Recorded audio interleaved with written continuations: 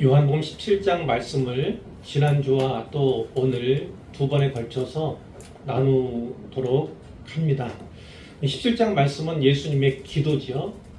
지난주에도 말씀을 나눴지만 예수님의 대제사장적 중보 기도라는 명칭이 이 기도에 적용이 됩니다.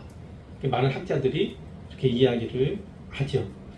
지난주에는 이 가운데 10절까지를 설교를 했습니다. 예수님께서는 자기가 십자가를 지심으로써 아버지를 영화롭게 하실 뿐만 아니라 자기 자신 또한 영화롭게 되기를 위해서 기도를 하셨습니다. 물론 아버지 하나님께 기도하셨음을 우리가 보았습니다. 그리고 오늘 본문은 11절 이하부터 끝까지인데요. 여기서는 제자들을 위한 기도입니다. 제자들을 위한 기도. 다시 말하자면 세상에 남을 제자들을 위한 기도입니다. 그러나 단지 예수님의 제자들에게 주신 말씀만은 아닙니다. 우리가 읽은 본문 가운데 20절 말씀에 보면 이렇게 돼 있어요. 내가 비옵는 것은 이 사람들만 위함이 아니요, 즉 제자들만 위함이 아니요, 또 그들의 말로 말미암아 나를 믿는 사람들도 위함이니. 제자들의 전도로 말미암아서 예수님을 믿는 사람들, 믿게 될 사람들. 그러니까 어떤 겁니까?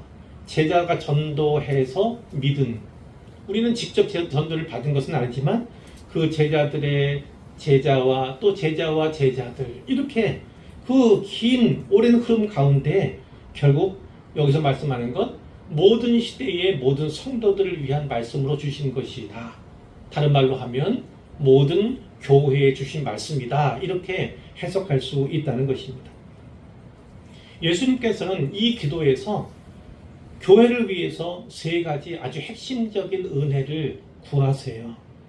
그 은혜가 있어야 교회가 교회되고 교회답게 될 것이기 때문에 그렇죠. 하나님이 기뻐하시는 교회는 바로 그 은혜를 소유하고 있는, 또 계속해서 유지하는 그런 교회임을 우리가 알게 될 것입니다. 자, 예수님께서 바로 우리를 위해서, 교회를 위해서 어떤 간구를 하셨는지, 그리고 교회를 교회답게 하고 교회를 교회 되게 하는 세 가지 은혜가 무엇인가, 그것에 대해서 살펴보고자 합니다. 첫 번째는요, 11절부터 11절에서 16절까지 말씀입니다. 여기에는 어떤 내용이 주된 내용이냐면 아버지의 이름으로 악에 빠지지 않게 보존하소서, 이런 내용입니다. 보존이라고 하면 보호, 지켜주십시오, 이런 기도 내용으로 볼 수가 있어요. 지난 앞부분에 보면요, 예수님께서는요 6절과 8절에서 이렇게 말씀하신 바가 있습니다. 내가 그들에게, 제자들에게 아버지의 이름을 나타내었습니다. 이런 말씀을 6절에 주셨어요. 그리고 8절에 보면 아버지께서 내게 주신 말씀들을 그들에게 주었습니다. 이렇게도 말씀하셨어요. 하나님 아버지의 이름과 하나님 아버지의 말씀을 전했다고 이렇게 예수님이 말씀하셨어요. 이 제자들은 어떤 사람들입니다? 어떤 사람들입니까? 바로 예수님께서 나타내시고 예수님께서 주신 그 말씀들, 또 그것을 믿었다는 것입니다. 그리고 어떻게 했습니까? 참으로 알았다. 또 그것을 온전히 받았다. 이런 말씀들이 계속해서 나오는 것을 우리가 확인을 한 바 있습니다. 그러니까 바로 이와 같이 하나님 아버지의 이름과 말씀을 받은, 그리고 믿은 자들에게 예수님이 그들 위해 기도하신다, 이렇게 보면 되는 겁니다. 근데 오늘 본문 앞부분에서도 이 아버지의 이름과 아버지의 말씀이 강조되는 것을 우리가 확인해 볼 수 있다는 거예요. 11절입니다. 나는 세상에 더 있지 아니하오나 그들은 세상에 있어 없고. 왜 더 이상 있지 않습니까? 예수님께서 곧 십자가를 지실 것이기 때문입니다. 그러니까 죽으실 거예요. 물론 부활하시고 40일 동안 또 행적이 있겠지만 또 궁극적으로는 승천하십니다. 하늘로 올라가십니다. 그러니까 이들은 1차적으로 십자가 아래 남겨지게 되는 것이고, 또 그 다음에는 이제 하늘나라에 남겨지게 될 제자들이다, 이렇게 보시면 되겠어요. 자, 나는 아버지께로 가옵나니 십자가를 지시고자, 십자가의 때가 임박했음을 다시 한번 말씀하시는 건데 이렇게 기도하십니다. 거룩하신 아버지, 내게 주신 아버지의 이름으로 그들을 보존해 주십시오. 보호해 주십시오. 자, 아버지의 이름을 나타냈다고 했잖아요. 그 아버지의 이름이라는 것은 하나님 자신을 말할 수 있습니다. 뿐만 아니라 하나님의 권세를 말할 수 있습니다. 하나님의 또 능력을 말할 수 있습니다. 그러니까 모든 권세와 능력으로 이들을 보호해 주십시오. 이렇게 예수님께서 기도하는 것입니다. 그러나 예수님의 이름, 그러면 거기에는 언약이 있습니다. 언약. 특별히 하나님의 백성을 향한 언약이 그 이름 가운데 담겨 있음을 우리가 아는 거죠. 그 모든 것을 통해서 하나님 주권적으로 이들을 보존해 주십시오. 보호해 주십시오. 이렇게 기도를 하는 거예요. 그 밑에 우리와 같이 그들도 우리와 하나가 되게 하옵소서. 이것은 뒤에서 함께 다루도록 하겠습니다. 12절에 이렇게 말씀하죠. 내가 그들과 함께 있을 때, 물론 지금은 그들과 함께 계시죠. 그러나 이것은 과거, 오늘까지 이야기를 하는 거예요. 내게 주신 아버지의 이름으로 그들을 보존하고 지켰습니다. 무슨 말씀입니까? 예수님께서 제자들과 함께 있을 때에는 예수님께서 아버지의 이름으로 그들을 보존하고 지키셨다는 거예요. 보호하셨다는 겁니다. 그러나 예수님께 떠나시게 될 거잖아요. 이제는 승천까지 하실 거잖아요. 그러니까 이제 아버지의 이름으로 그들을 보존해 주십시오. 보호해 주십시오. 지켜 주십시오. 이렇게 기도를 드리고 있는 것을 보게 되죠. 그럼 어떤 겁니까? 완전한 책임이죠. 그와 같이 너희들을 결코 내버려두지 않겠다는 우리 예수님의 의지적인 표현이다. 이렇게도 읽을 수가 있습니다. 13절에 보니까 그 위에도 있네요. 하나도 멸망하지 않고, 제자들 가운데 하나도 멸망하지 않고 멸망의 자식뿐이오니, 이 멸망의 자식이 누굽니까? 누구죠? 가룟 유다죠. 가룟 유다는 성경에 예언된 대로 그렇게 멸망의 길로 갔지만 그 외에 한 제자도 다 멸망하지 않을 것입니다. 그 말씀을 하는 거예요. 지금 내가 아버지께로 가오니 내가 세상에서 이 말을 하옵는 것은, 이 말이라는 건 바로 하나님께 드리는 말씀이죠. 즉 오늘의 기도다, 이렇게 볼 수도 있어요. 이렇게 기도하는 것은 무엇을 위함입니까? 내 기쁨, 그리스도의 기쁨을 그들 안에 충만히 가지게 하려 함입니다. 이렇게 이야기를, 이유를 붙이시는 거죠. 이 기도의 목적 가운데 하나가 무엇입니까? 바로 예수님이 가지신 기쁨. 놀랍지 않습니까? 십자가를 목전에 둔 예수님인데 그분이 기쁨에 대해서 말씀하십니다. 내 기쁨을 그들 안에 충만히 가지게 하려 함. 지금은 곧 두려움 가운데 있게 될 거예요. 그들이 슬픔 가운데 있게 될 거예요. 좌절하고 절망할 수도 있어요. 낙심하고 낭망할 수 있습니다. 그러나 그 기쁨이 회복될 거예요. 그리스도의 기쁨이 그들을 충만히 장악하게 될 것입니다. 언제요? 바로 예수님의 부활을 보게 될 때, 뿐만 아니라 성이 승천하시면서 약속하신 성령이 임재하게 될 때, 강림하시게 될 때, 그리고 성령의 내주가 시작될 때 그들은 이제까지와는 전혀 다른, 전혀 경험하지 못한, 전혀 생각하거나 상상하지 못한 성령께서 자신들 안에 내주하시면서 샘솟는 기쁨을 주실 것을 이들은 몰라요. 그러나 앞으로는 그렇게 될 것입니다. 예수님이 바로 그것을 위해서 하나님께 간구하고 계신 것입니다. 14절에 아버지의 말씀을 또 말하잖아요. 아버지의 말씀을 그들에게 주었사오매 세상이 그들을 미워하였사오니. 자, 말씀을 주셨습니다. 근데 이것이 무엇이 생각된 겁니까? 말씀을 받았다는 것이 생략된 것이죠. 그렇기 때문에 세상이 그들을 미워하는 것입니다. 그들은 미워해요. 신자들은요, 교회는요, 세상 가운데 속해 있습니다. 세상 가운데 있다는 말씀이에요. 그러나 그 주소지는요, 결코 세상이 아닙니다. 하늘의 우리의 주소지가 있는 겁니다. 우리의 본향은 바로 하늘나라에 있음을 성경이 계속해서 말씀해 주고 계신 거잖아요. 이 땅에 있는 교회이지만 우리는 이 세상에 속한 이 세상의 가치관과 이 세상의 세계관으로 살아가는 교회가 아닙니다. 우리는 하늘의 가치관으로 복음의 가치관으로 예수 그리스도의 모습으로 살아가는 교회가 되어야 된다. 그렇게 이제 성경이 말씀하고 또 우리는 반드시 받아야 하는 거죠. 만약 우리가 세상에 속한 자의 모습으로 살아간다면 우리 교회가 그와 같은 모습이라면 결코 세상 사람들이 미워하겠습니까? 미움 받을 일이 없지요. 제 아들도 마찬가지입니다. 예수님의 말씀을 받았으나 그러나 그대로 실행하지 않고 그대로 적용하지 않고 그대로 순종하며 살아가지 않는다면 미워할 일이 없죠. 그러나 그들은 이제 예수님의 말씀 그대로 순종하게 됩니다. 그렇기 때문에 세상 사람들이 미워하게 되고요. 마치 예수님을 미워해서 십자가에 못 박으라, 십자가에 못 박으라 이렇게 군중의 외침 기억나시죠?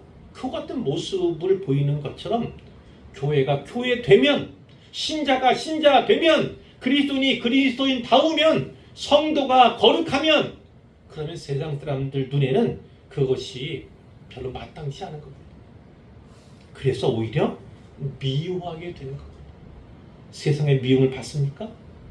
세상의 미움을 받습니까?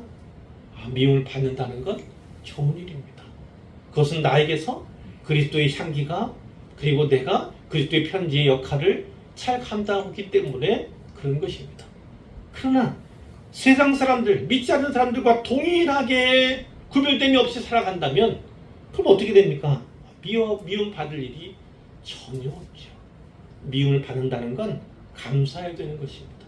미움을 받는다는 건 자부심으로 대해야 하는 것입니다.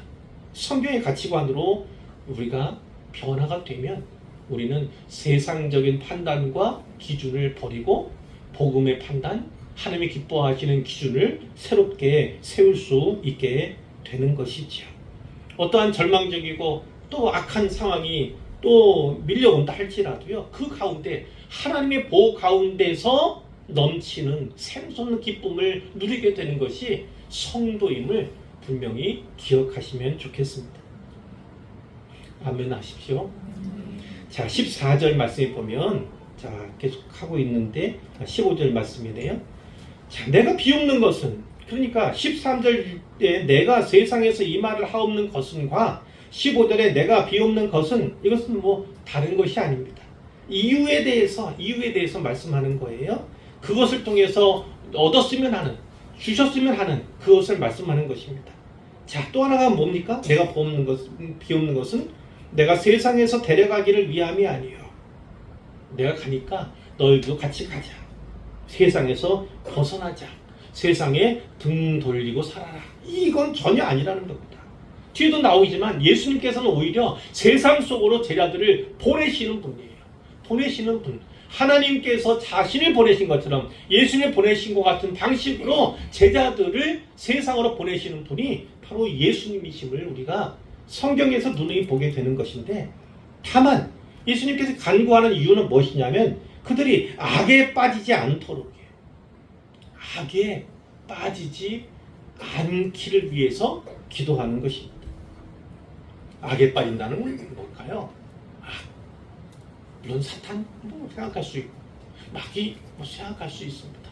나쁜 것, 강도질 이런 거 할 수 있잖아요. 다만 그것만 악이 아닙니다. 악은 어떤 겁니까? 다시 말해 이런 거예요. 그리스도인도 불구하고 그리스도를 닮으면서 살아가지 않는 모든 것이 다 악한 것입니다.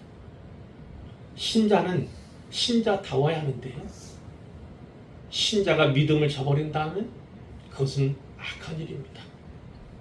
성도는 거룩한 무리라는 뜻인데 성도라고 불리면서 거룩함을 잃어버린다면 그것은 악에 빠지는 일입니다. 단지 어떤 범죄, 어떤 허물과 관련된 그런 것만 악에 속한 것이 아니라 제 사이를 성도가 성도답지 못하고 그리스도인이 그리스도인답지 못하고 신자가 신앙하지 못하는 그런 부분도 사실은 악과 관련된 거예요. 신자는 어떻게 합니까? 믿음을 지켜야 하는 겁니다. 믿음을요. 성도라면 어떻게 합니까? 거룩함을 지켜야 하는 것이죠. 그리스도인이라면 어떻게 합니까? 그리스도를 닮아야 하는 것입니다. 그런데 어떻게 해요? 실상은 그와 같은 아주 존귀한 명칭으로 불리면서도 불구하고 때로는 타협하고 때로는 굴복하고 세상과 어울려 살고 전혀 구별되지 않는 그런 모습. 예수님께서 말씀하시는 우리의 삶은 다른 길을 가는 걸 원하십니다. 다른 길. 세상 사람들이 가는 길과는 다른 길, 세상 사람들이 추구하는 길과는 다른 길, 세상 사람들이 꿈꾸는 길과는 다른 길, 그 길을 걷기 원하시는 것이 바로 우리 주님이신 겁니다. 진리의 길을 걷기를 원하신다. 오직 의의 길을 걷기를 원하신다. 세상이 아무리 악하다 할지라도 의롭게 살고자 힘쓰고 애쓰는 것. 거짓이 판치는 세상이지만 진리로 살고자 힘쓰는 것. 악이 아니라 선으로 갚고자 애쓰는 것. 이 모든 것이 바로 악을 이기는 겁니다. 악에 빠지지 않고 오직 주님께서 바라시는 그 다른 길로 가는 방식이다, 방법이다, 이렇게 말씀드릴 수가 있겠습니다. 자, 둘째는 17절부터 19절까지의 말씀인데, 거기는 어떤 기도가 중점이냐면 진리로 거룩하게 하소서예요. 진리로 거룩하게 하소서. 17절 말씀에 보니까 그들을 진리로 거룩하게 하옵소서. 진리로 거룩하게 하옵소서. 자, 진리가 무엇입니까? 아버지의 말씀은 진리입니다.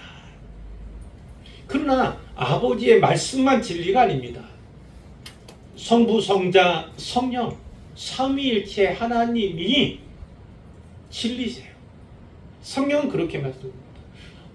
하나님 아버지의 말씀이 진리다. 그러면 아버지가 진리인 거예요.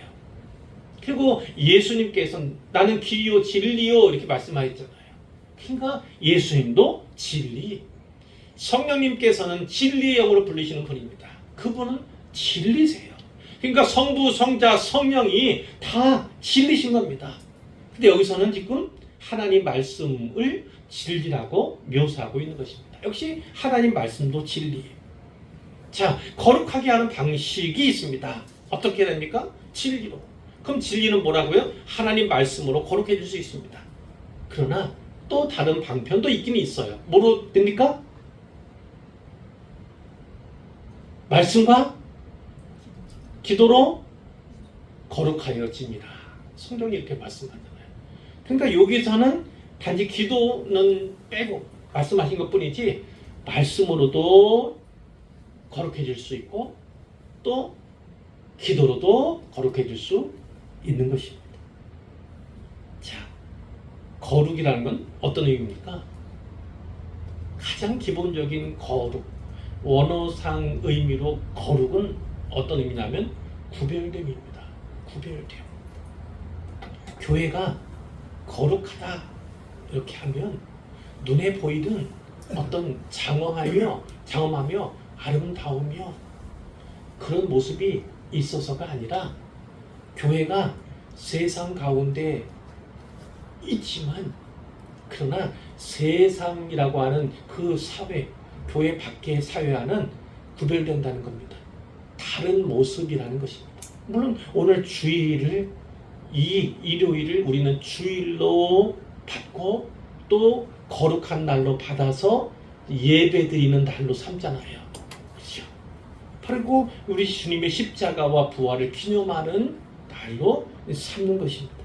그러니까 이 주일을 어떻게 활용하느냐, 이 동일한 시간을 어떻게 활용하느냐가 구별됨의 한 요소 중에 하나인 거죠. 그러나 그것은 일례입니다.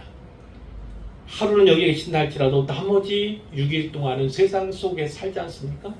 세상 속에 살면서 예수 믿는 그리스도인임을 드러내면서 나타내면서 살아간다면 그것이 바로 성도의 구별된 삶이다. 이렇게도 이야기할 수 있는 것입니다. 교회는 구별되어야 됩니다. 신자는 구별되어야 합니다. 만약 세상 사람들과 세상의 다른 기관과 전혀 구별되지 않는다면 그것은 교회라 할 수 없고 그는 신자라 할 수 없는 것입니다. 자, 바로 근데 예수님께서는 이와 같은 세상 속으로 우리를 보내신다. 파송하는 분이시라는 거예요.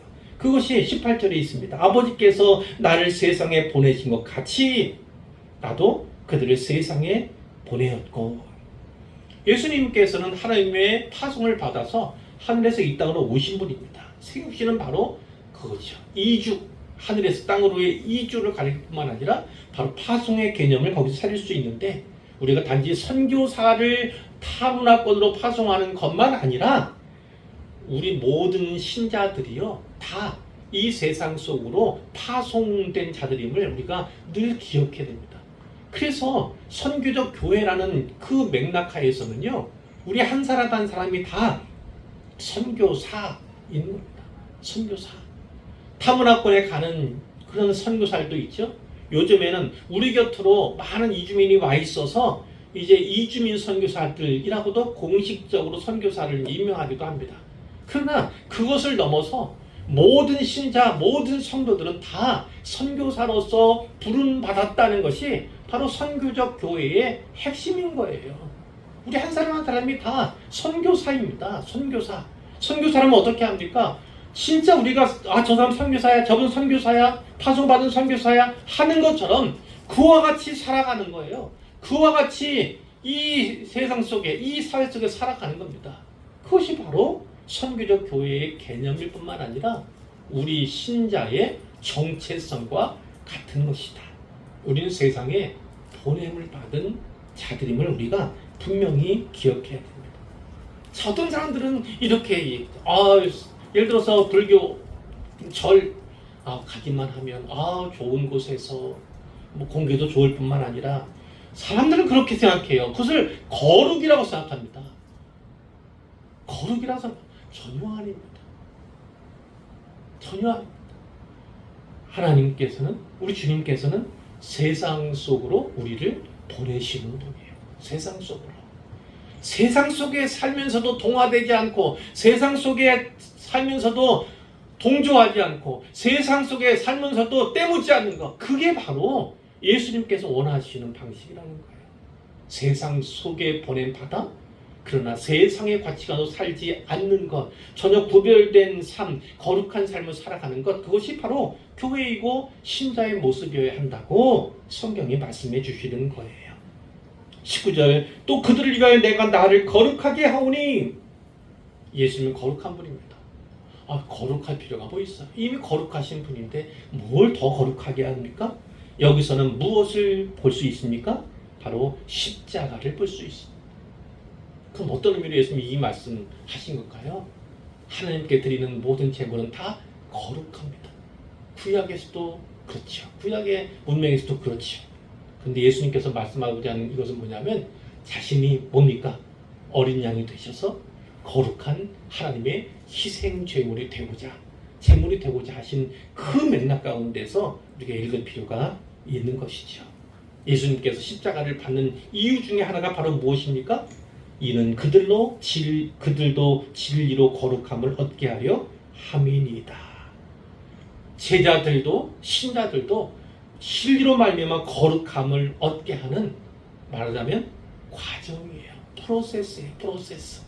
예수님의 십자가와 그 다음에 부활이, 그리고 승천이, 약속에 따른 성령의 강림이 이루어질 때 그들은 어떻습니까? 그 성령의 은혜로 말미암아, 성령의 사역으로 말미암아 비로소 진짜 거룩을 맛보게 되는 것입니다.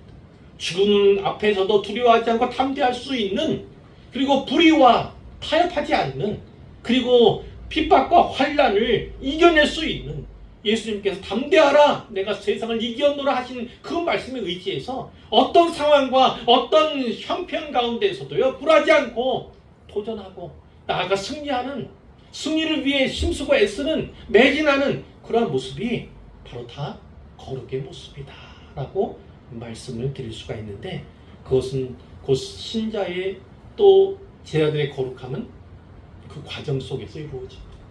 당장 거룩해집니까? 아니요. 물론 이렇습니다. 우리가 예수 믿는 순간, 예수를 진짜 믿었어요. 뭐 회심이라고 하죠. 회심이 일어나고 중생이 일어납니다. 바로 그 참화적인 순간, 그 순간에 우리는 법정적으로, 제가 가끔 두드리는 적이 있잖아요. 법정적인 선언 앞에 서게 되는 겁니다. 너는 이제까지 삶이 어떠했든지 간에 네가 과거 죄인이었고 세상 사람들의 판단에, 그들이 보기에, 그들의 선고에 너무나 악한 일을 벌였다 할지라도 이제부터는 너는 의인이다. 이렇게 법정적인 선고가 주어지는 것입니다. 그런 은혜를 우리 모두가 다 받은 것이죠. 그것은 법정적인 선언이기 때문에 우리는 죄인임에도 불구하고, 아직 죄의 영향 가운데 있음에도 불구하고 의인으로 구별된 것입니다. 그러나 거룩은 법정적인 선언 앞에 우리가 거룩함을 인침받았다 할지라도요, 거룩은 계속해서 과정 가운데 우리의 삶 속에서 이루어가는 것이, 가야 하는 것이 바로 거룩임을 우리가 유념을 해야겠습니다. 자, 세 번째 마지막 기도 제목은요, 21절부터 23절까지 있습니다. 거기 요점은 우리와 같이 하나 되게 하소서. 이것이 이제 중심이 되겠죠. 20절 말씀은 좀 아까 살펴봤어요. 이 모든 기도는 모든 시대의 모든 성도를 위한 기도다. 그게 무엇입니까? 바로 우리 교회, 바로 여기에 있는 우리 한 사람 한 사람을 위한 기도를 예수님 십자가 지시기 전 2000년 전에 우리를 위해 이미 하셨음을 우리가 기억해야 되는 거죠. 예수님은 바로 우리를 위해 기도하셨습니다. 우리 한 사람 한 사람을 위해서 기도하셨습니다. 자, 21절 아버지여, 아버지께서 내 안에, 내가 아버지 안에 있는 것 같이. 신비로운 건 아닙니까? 아버지 안에 아들이 있는데 아들 안에 아버지가 또 계세요. 우리는 사실 잘 이해하기 어렵죠. 우리의 관념과 생각으로는 이해하기가 어렵습니다. 이것은 삼위 하나님, 성부, 성자, 성령, 삼위 간의 내적인 연합, 상호 내주라고 하는 아주 중요한 신학적인 개념이 여기에 나타나고 있는 거예요. 근데 중요한 건 뭡니까? 이 뭡니까? 이 같이 바로 이렇게 공고한 내적인 상호 내주와 연합, 성부, 성자, 성령의 상호 연합, 그 모습이 모델로서 제시하고 있는 것입니다. 자, 그들도 다 하나가 돼요. 1차적으로는 제자들도 다 하나가 되게 하옵소서. 자, 모델이 뭐라고요? 성부, 성자, 성령, 혹은 아버지와 아들이 연합한 것처럼 그들도 다 하나가 되게 해주십시오. 모든 신자들이 다 이렇게 연합되게 해주십시오. 모든 교회가 이렇게 다 연합되게 하십시오. 하나 되게 하시옵소서. 이렇게 기도하는 것입니다. 우리 안에 있게 하사. 우리는 누굴까요? 이 시점에서는 아버지와 아들이죠. 성부와 성자 안에 있게 하사. 누구를요? 그들이요. 그들이 다 우리 안에 있게 하사. 세상으로 아버지께서 나를 보내신 것을 믿게 하옵소서. 이거 잘 읽어야 됩니다. 개념이 한글로 읽으면 잘못 읽을 가능성이 많이 있어요. 무엇이냐면, 잘 보세요. 아버지께서 나를 어디로요? 세상으로 보내신 것을 믿게 하옵소서. 이렇게 읽으면 안 된다는 거예요. 이렇게 읽으면 잘못 읽은 겁니다. 뭡니까? 세상으로는 뭐냐면 세상 이를 말하는 거예요.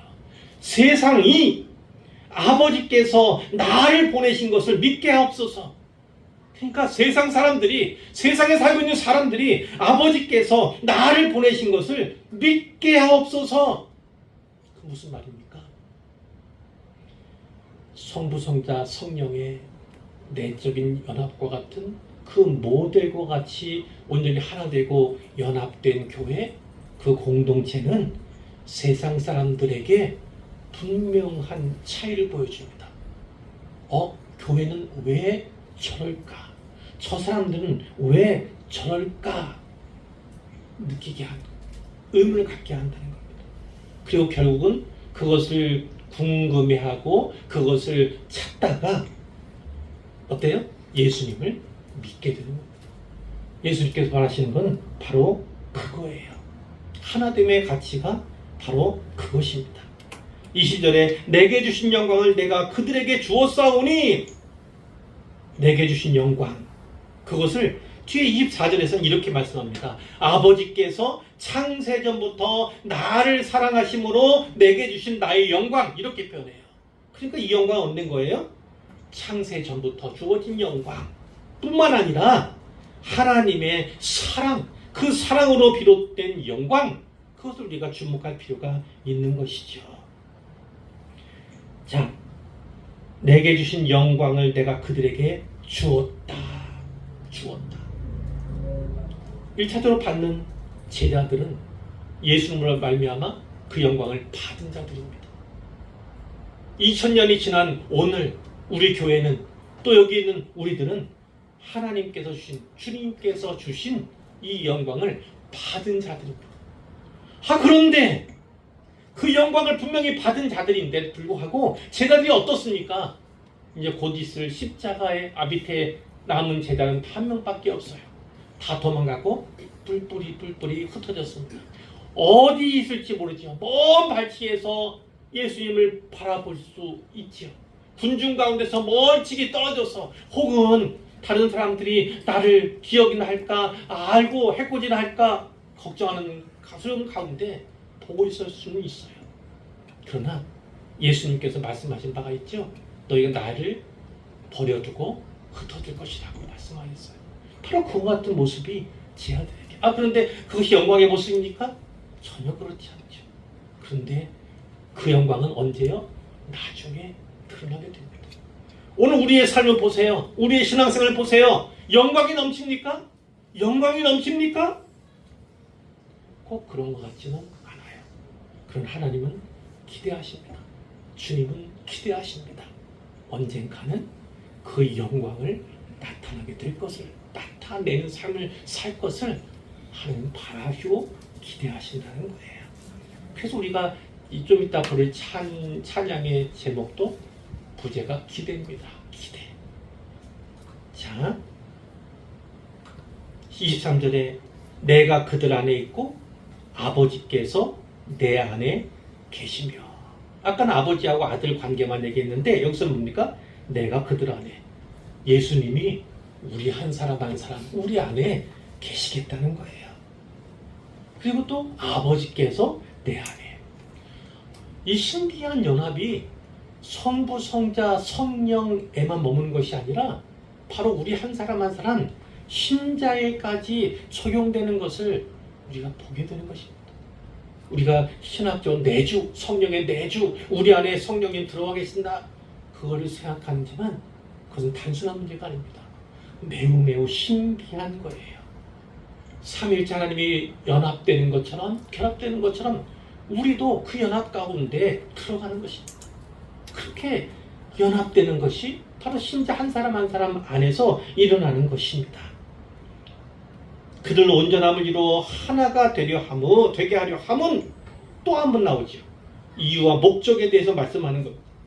아버지께서 나를 보내신 것과 또 나를 사랑하심 같이 그들도 사랑하신 것을 세상이 알게 하려 함이로소이다. 예수님은 늘 뭘 생각합니까? 세상이 알도록. 이 제자들만 아니라 세상이 알도록, 이 신자들만 아니라 다른 세상 사람들이 알기를 원하시는 거예요. 그러니까 예수님께서 하시는 기도에는 뭐가 있습니까? 선교적인 목적이 있습니다.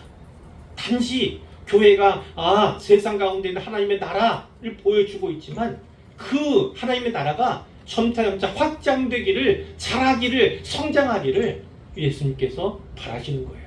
그것은 무엇을 통해서입니까? 바로 전도와 선교를 통해서 이루어지는 것임을 누누이 말씀하시는 거죠. 우리의 하나됨도 예수님의 기도도 다 무슨 목적이 있다고요? 선교적 목적이 담겨 있다 볼 수 있는 거예요. 우리를 세상에 파송하신 이유도 그렇고, 그리고 지금 말씀하신 것처럼 그 교회된 모습을 통해서 세상 사람들이 교회에 대한 분명한 생각과 가치를 깨닫게 되고 한 일원이 되고, 그러면서 알아가는 가운데 그들도 믿게 하기를 예수님이 원하셨다는 것입니다. 자, 이렇게 세 가지를 말씀드렸어요. 세 가지. 예수님께서 간구하신 은혜, 교회가 교회되게 하는, 교회가 교회답게 하는, 뭐가 기억나십니까? 첫 번째는 보전, 보호, 지켜주심에 대한 내용이었어요. 두 번째는 무엇입니까? 거룩함에 대한 내용이었어요. 세 번째는 무엇입니까? 하나됨에 대한 내용이었습니다. 예수님께서는 그것을 기도해 주신 거예요. 이와 같은 은혜가 주어지기 때문에 교회가 교회되게, 교회답게 된 것입니다. 자, 그러면 교회다운 모습, 교회된 모습은 어떨까? 뒷부분에 짧게 나와 있어요. 22절에 보니까 내게 주신 영광을 내가 그들에게 주었사오니, 요건 앞에 22절에서 했죠. 내게 주신 영광을 내가 그들에게 주었다. 이미 주셨다는 겁니다. 그것은 우리의 정체성과 관련된 거예요. 우리는 이미 하나님의 영광, 주님의 영광을 소유한 자예요. 소유한 자. 근데 그것이 어떻게 합니까? 발현돼야 돼요. 나타내야 됩니다. 증거가 되어야 되는 거죠. 그 24절이에요. 아버지여, 내게 주신 자도 나 있는 곳에 나와 함께 있어. 아버지께서 창세전부터 나를 사랑하심으로 내게 준 나의 영광을 그들로 보게 하시기를 원하옵나이다. 이미 그리스도의 영광이 우리에게 주어져 있습니다. 우리 교회에, 우리 신자 한 사람 한 사람에게 주어져 있어요. 근데 문제는 무엇입니까? 그 영광을 보지 못한다는 데 문제가 있습니다. 우리는 이미 영광을 받은 사람들이에요. 그리스도의 영광을 받은 사람들이에요. 그 주목할 건 무엇이냐면, 우리가 그 영광을 보지 못한다면 우리는 미약하고 나약한, 힘없는, 늘 세상에 밟히기만 하는 그런 존재로 살아갈 수밖에 없다는 겁니다. 근데 언젠가 그리스도의 영광을 우리가 보게 될 겁니다. 그런데 보세요. 이것은 최종적인 것입니다. 마지막 날에 우리가 주님 앞에 서게 될 때, 고린도서 3장 18절 이렇게 말씀합니다. 우리가 다 수건을 벗은 얼굴로 거울을 보는 것 같이 주의 영광을 보매, 이렇게 나오거든요. 무엇입니까? 예수님 대면하게 됩니다. 대면하게 돼요. 대면하게 됩니다. 그분의 실체를, 그분의 참된 영광을 그때서 보게 될 겁니다. 그러나 여기서 말씀하는 문맥은 단지 그것만이 아닙니다. 이 땅에 살아가면서 바로 이곳에서 그분의 영광을 보기를 원하신다는 거예요. 지금 여기서, 바로 여기, 지금 여기에서 그것을 보게 되기를 원하시는 것입니다. 그럼 어떻게 합니까? 진짜 그리스도인이 되면 됩니다. 그리스도인 나, 그리스도인으로 불리는 나인데 그리스도를 닮은 모습으로 살아가지 않는다면 그 영광을 보이지 않죠.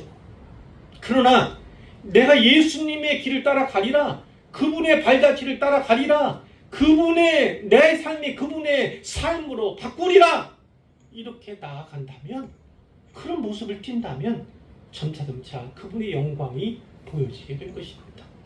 언제가 그 주신 영광을 우리가 보게 될 때 우리는 놀랍도록 변혁될 것이고 놀랍도록 성장하게 될 것을 분명히 믿습니다. 25절, 의로우신 아버지여, 세상의 아버지를 알지 못하여도 나는 아버지를 알았사옵고 그들도 아버지께서 나를 보내신 줄 알았사옵나이다. 전에는 예수님만 알았는데 이제 제자들도 알아요. 신자들도 압니다. 내가 아버지의 이름을 그들에게 알게 하였고 또 알게 하리니, 알게 하였고 또 알게 하려니. 바로 여기도 선교적인 관점이 있는 겁니다. 지금은 이들만 압니다. 그러나 더 많은 사람들이 알도록, 지금은 요만큼 압니다. 더 많이, 더 깊게 알도록 예수님께서는 그것을 원하시고 그것을 위해서 또 사역을 계속하시는 거예요. 이는 나를 사랑하신 사랑이 그들 안에 있고, 나를 사랑하신 성부 하나님이 성자를 사랑하신 그 사랑이 얼마나 크고 놀랍겠습니까? 근데 그 사랑이 바로 제자들 안에, 그 사랑이 바로 신자들 안에 있고, 나도 그들 안에, 신자들 안에, 제자들 안에 있게 하려 함입니다. 이렇게 기도를 바치십니다. 교회는 바로 그렇습니다. 교회는 바로 그렇습니다. 하나님께서, 우리 주님이 이와 같은 간구를 통해서, 기도를 통해서 은혜를 구하고 그 은혜가 우리에게 있고, 그러면 교회는 변화될 것입니다. 역동적이 될 것입니다. 어떤 교회로요? 주의 영광을 받았을 뿐만 아니라 주의 영광을 보는 교회로요. 보는 교회로. 그리고 아버지의 사랑을 입었으므로 그 사랑으로 하나 되는 공동체, 그것이 바로 우리 주님이 꿈꾸시는, 우리에게 바라고 원하시는 교회임을 분명히 기억하시기를 바랍니다. 예수님께서 우리를 이미 2000년 전에 십자가 지시 전에 이미 기도하셨습니다. 이 대제사장인 중보 기도로 말미암아 우리는 보호받으며 우리는 거룩을 보존하며 그리고 하나 된 공동체를 이루어갈 수 있는 것입니다. 앞으로도 이 기도에 더더욱 의지하여서 더 견고하게 모든 것을 뚜렷하게 분명하게 드러내는 교회가 되기를 원하고요. 우리 주님이 소원하시는 것처럼 선교적인 교회, 선교적 사명을 완수하는 교회로 나아갈 수 있기를 주님의 이름으로 축원합니다.